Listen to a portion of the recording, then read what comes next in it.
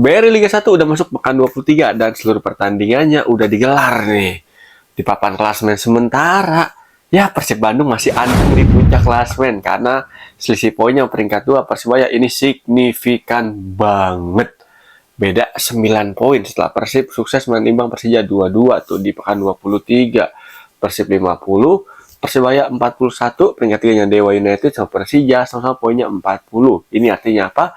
Ya artinya Persib semakin kedinginan di puncak. Wajar aja sih, karena Persib di BRI Liga 1 sembilan pekan 23 sejauh ini tampil sangat-sangat konsisten dan baru kalah sekali.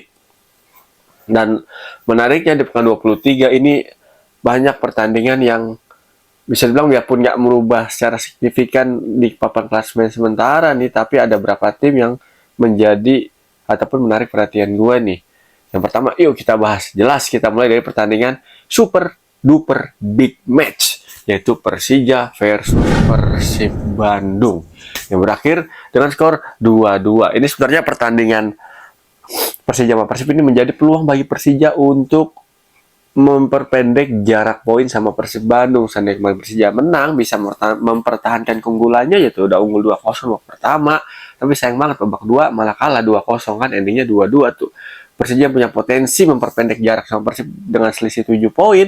Ya, kan 7 poin atau 8 poin karena seri ya, endingnya jadi selisih 10 poin sama Persib ya kan.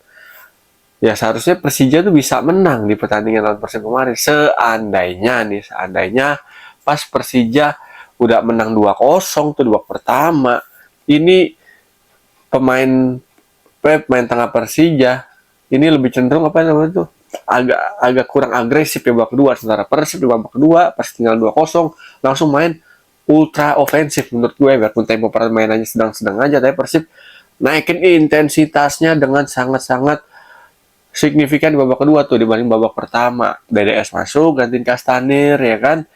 Ini menjadi kunci ataupun menjadi pertanda awal di babak kedua Persib main lebih agresif, dan terbukti kan di babak kedua Persib bisa bikin 2 gol ke gawang Andri Tani ya, biarpun gol keduanya bisa dibilang nih agak sedikit kurang pas keputusan Andri Tani untuk maju menutup ruang David da Silva, karena kan Kudela udah ngasih kode tuh di golnya David da Silva kan, gol penyama kedudukan, dia udah ngasih kode agar Andri Tani dengan tangannya tuh untuk nggak bergerak nih, karena Kudela udah nutup ruang gerak David da Silva ya, dilalanya Andri Tani malah maju ya, sehingga David da Silva sang bomber yang sangat-sangat apa ya, kualitasnya sangat-sangat luar biasa banget di Liga 1 dengan dicip ke bola bisa masuk loh.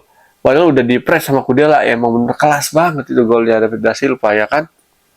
Dan Persija kemarin juga nih yang menjadi catatan gue, yang udah gue bahas juga di konten gue sebelumnya, adalah kenapa bisa apa di babak kedua jadi agak melempem ya, karena kuncinya adalah di Ryo Matsumura di pertandingan kemarinan menurut gue, karena Ryo Matsumura ternyata di gol Persija dia berperan penting di 2 gol Persija.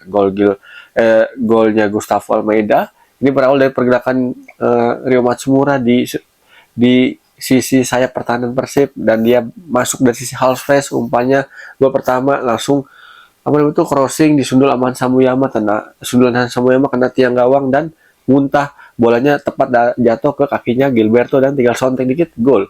Gol kedua pun juga gitu, berawal dari skema throw in, lemparan ke dalam dari Firza Andika kalau salah tuh ya, langsung dikasih ke Ryo Matsumura akselerasi di sisi half space, kali ini dari sisi kanan pertahanan Persib, dia kirim umpan ke Simic nyata kirain ternyata dia cuma jadi pemantul doang, bola dipantulin dikirim ke Firza Andika, langsung ngeluarin tendangan terukurnya tuh kencang dan menghujam sisi kiri gawang dari kiper Persib Bandung ya kan.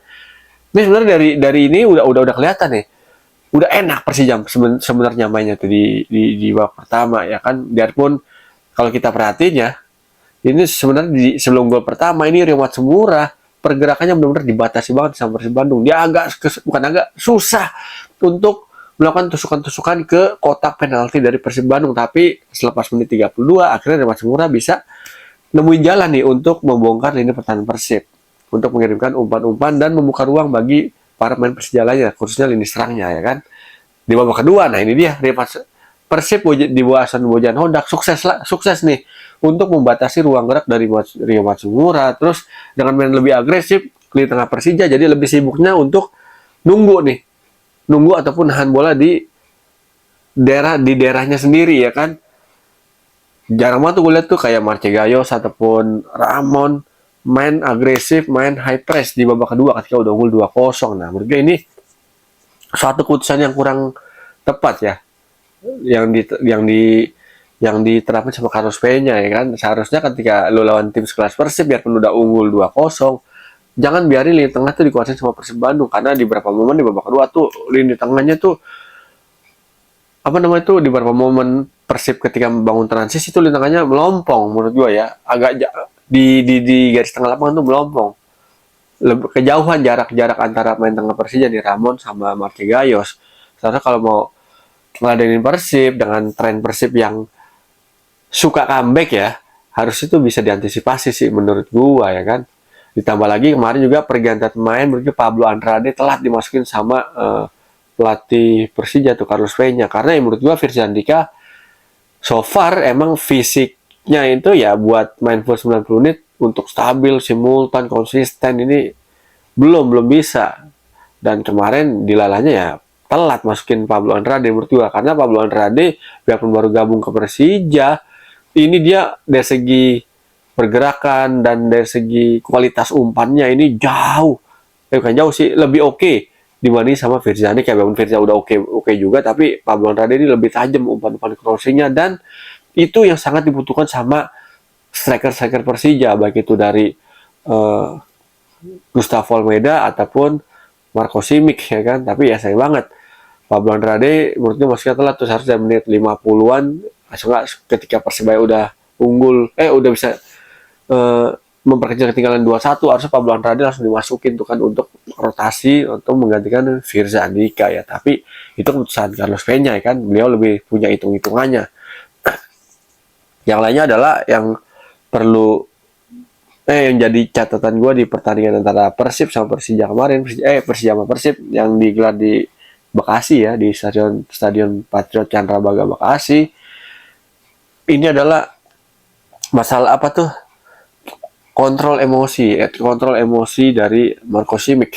Ini Marco Simic beruntung banget karena kartu merah karena jelas banget dia sengaja tuh tangannya mengayun ke leher apa wajah main Persib tuh. Harusnya sih yang nggak perlu lah Marco Simic kan melakukan gerakan-gerakan tangan yang nggak perlu, padahal ya kondisi juga nggak terlalu di pressing banget ya kan, dan juga situasinya nggak berbahaya, nggak lagi diserang di daerah pertahanan sendiri tuh. Seharusnya Marco Simic ya next untuk pertandingan berikutnya ya lebih bisa lagi untuk lebih tepat lagi dalam mengambil keputusan untuk melakukan foul ya kan. Kurang-kurangin lah gerakan-gerakan yang nggak perlu ketika ada di atas lapangan, karena ya Persija ya kalau kita tahu di beberapa match juga agak sedikit dirugikan ketika mainnya kena kartu merah ya kan. Dirugikan dalam artian ya ketika udah enak permainannya, kebanyakan kartu merah misalkan jadi agak berubah tuh, intensitasnya jadi lebih menurun. Dari pertandingan Persib kita geser nih ke partai lainnya, tim peringkat 4 besar lainnya, itu Persebaya Surabaya yang unggul 1-0 lawan PSBS Biak. Nah, Persebaya yang kayak gini nih, yang dinanti-nantikan sama fansnya tentu, sama para bonek, terus juga sama pecinta sepak bola tanah air juga. Persebaya yang lini serangnya mainnya enak, walaupun unggul 1-0, tapi kalau kita lihat di pertandingan lawan PSBS Biak, ini Bruno Moreira, terus juga Rivera, terus juga Flavio, ini udah mulai menemukan jati dirinya lagi nih. Dalam artian ritme gaya bermain Persebaya terutama di serangnya udah mulai ketemu lagi nih, udah mulai balik lagi ketika Persebaya superior menjelang paruh pertama, menjelang pekan 17 ya kan. Karena sebelum pekan 17 Persebaya tampil sangat superior menurut gua ya. Sering menang dan lini pertahanannya bisa dibilang oke, lini serangnya biarpun nggak super tajam tapi efektif dalam meraih poin di tiap pertandingan sebelum pekan 17. Tapi habis pekan 17, habis paruh pertama ini Persebaya langsung menurut gue langsung agak ngedrop performanya kan. Dan ini menjadi PR besar bagi pelatih Persebaya Paul Munster ya kan, agar bisa mendongkrak produktivitas dari Persebaya lagi nih untuk mengarungi sisa paruh kedua nih. Kita udah masuk pekan 23 kan, berarti masih ada 11 pekan lagi nih sebelum pekan terakhir 34 untuk Persebaya untuk memperlebar jarak sama Persib Bandung. Karena apa? peluangnya ada banget karena di 2 pertandingan ke depan ini Persib Bandung agak tricky. Nggak saat pekan depan nih, pekan 23 nanti Persib Bandung bakal menghadapi pertandingan yang agak tricky nih lawan Madura United. Karena apa ya, Madura United kita lihat dong di pekan 23 kemarin, dia bisa ngalahin Dewa United dengan skor yang cukup meyakinkan 3-1 ya. Biarpun kalau kita lihat pertandingan tersebut ya, Dewa United ini kenapa bisa kalah ya, ketika udah bisa memperkecil keunggulan ketinggalan dari 2-0 jadi 2-1 lewat gol Egi. Sayang banget ketika Buaya ini kena kartu merah lagi. Ya itu dia di apa untuk main Liga 1 ya. Kadang suka bikin pelanggaran yang nggak perlu kayak Buaya kemarin kan, gerakan tangannya juga menaik wajah dari pemain Madura United dan endingnya kena kartu merah ya kan. Nah, harus itu bisa dihindarin sih, dan nggak perlu juga pelanggaran kayak gitu tuh Ricky Kambuaya. Soalnya kan Ricky Kambuaya bisa bilang di paruh kedua musim ini pasca pekan 17 ini, bahkan di sebelum pertandingan lawan Madura United di 4 pertandingan terakhir itu Dewa United menang terus ya kan. Ya tapi sayang banget dengan kurangnya kontrol emosi ataupun kurangnya keputusan yang tepat di atas lapangan dari para pemain Dewa United. Ya contohnya ini studi case-nya adalah Ricky Kambuaya kan. Seandainya Ricky Kambuaya nggak kena kartu merah ya tuh, bisa aja Dewa United menyamakan skor, bahkan ya bisa aja comeback lawan Madura United. Dan nah ini nih menurut gue ya yang menjadi kekurangan dari Dewa United di musim ini. Kalau ini serang udahlah, nggak usah dibaca lagi, nggak usah dibahas lagi, udah oke banget. Karena kalau kita bandingin tim 4 besar teratas, ini Dewa United paling produktif, udah bikin 44 gol. Bayangin coba kan, di putaran pertama bisa menang 8-1 lawan Semen Padang loh.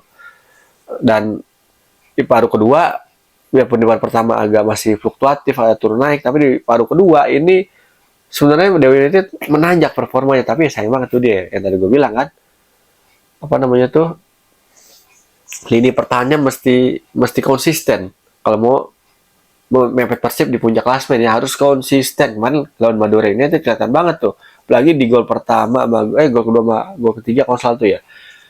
Ini skema proses golnya kurang lebih mirip kejadiannya nih. Lulinya nusuk dari sisi kiri pertahanan Dewa United, dia ngirim umpan ke kotak penalti dan berujung jadi gol. Itu kan seharusnya bisa diantisipasi. Iya sih, Revadi cedera dan digantikan sama Alto Bala ya. Ya, ini ya menurut gue sih dengan cederanya Revadi agak sedikit merugikan dari Dewa United ya, karena Revadi kan menjadi andalan di sisi kiri pertahanan dari Dewa United. Ketika dia diganti ya, ini bisa dimanfaatin sama Madura United untuk mengeksploitasi celah ataupun lubang di lini pertahanan dari Dewa United, dan endingnya bisa bikin 2 gol yang dimulai dari pergerakan sisi kiri pertahanan Dewa United. Dan ini harusnya sih pelatih Dewa United Rickering udah bisa membaca nih, udah bisa memperbaiki. Karena apa? Ya kekurangan Dewa United musim ini adalah di sisi pertahanannya yang tampil kadang suka nggak konsisten. Terus kita dari tim papan atas, kita coba tengok ke zona degradasi nih. Yang menjadi menarik perhatian adalah Semen Padang. Nih Semen Padang di paruh kedua udah mulai ada peningkatan nih performanya nih, karena udah sukses keluar dari zona degradasi ya, biarpun cuma ada di peringkat 15 ya dengan poin 20. Tapi kalau gue lihat di paruh kedua ini Semen Padang tampil lebih berani dan lebih atraktif menurut gue ya.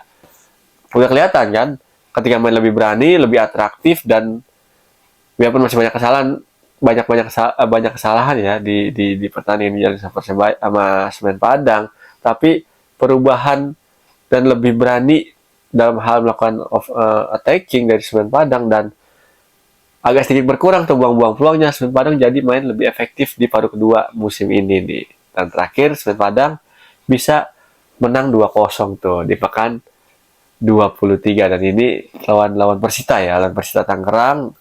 Dan kiper Semen Padang juga performa agak sedikit lumayan di paruh kedua ini ya. Padahal Persita kemarin kan bisa nahan 1 tendangan penalti dari Persita tuh. Kalau saat itu gol ya bisa jadi Semen Padang kalah. Karena kan posisi unggul 1-0, kena sanksi penalti, untungnya nggak gol ya kan. Tendangan penalti Persita bisa diblok sama kiper Semen Padang. Dan ya kalau Semen Padang bisa terus meningkatkan performanya dan mengurangi kesalahan-kesalahan minornya ataupun majornya di atas lapangan ketika pertandingan lawan tim manapun, ya gue sih punya keyakinan Semen Padang bakal bisa keluar dari zona degradasi semakin menjauh nih. Karena sekarang Semen Padang ada peringkat 15 dengan peringkat 13 kalau nggak salah ya, selisih itu cuma 2 poin tuh. Nah kalau menang lagi, menang lagi ya kan, peluang Semen Padang untuk semakin menjauh dari zona degradasi ini semakin terbuka lebar. Dan sementara di pertandingan lainnya Borneo FC Samarinda ini akhirnya bisa Matius Pato akhirnya bisa flexing ketajamannya nih, bikin press ke gawang Barito Putra dan mengantar Borneo FC Samarinda menang 2-1. Dan sekarang Borneo FC Samarinda pasca kemenangan lawan Barito ya, selisih poinnya peringkat 4 Persija Jakarta 2 poin ya kalau nggak salah, selisih 2 poin tuh. Sama Persib Bandung berarti selisihnya 12 poin. Masih ada kesempatan, masih ada. Dan Persib Bandung di sisa pertandingan dari Liga 1 ini menurut gue sih di 2 pekan ke depan ini sangat-sangat krusial bagi Persib ya. Kalau Persib kepleset aja tuh, bisa lawan Madura kalah, terus lawan pekan berikutnya, nah lawan Persebaya nih di pekan 25 nanti. Ini juga menurut gue menjadi salah satu kunci apakah Persib bisa semakin nyaman di puncak klasemen atau enggak pas nanti lawan Persebaya. Kalau lawan Madura United kepleset, seri ataupun kalah, kalau tim Dewan bisa manfaatin, nah ini di pekan 25 bakal lebih menarik nih karena ketemu Persebaya Surabaya. Kalau kepleset lagi lawan Persebaya Surabaya, wah udah makin menarik ini persaingan di puncak klasemen BRI Liga 1 untuk menuju ke menjadi juara BRI Liga 1 musim ini.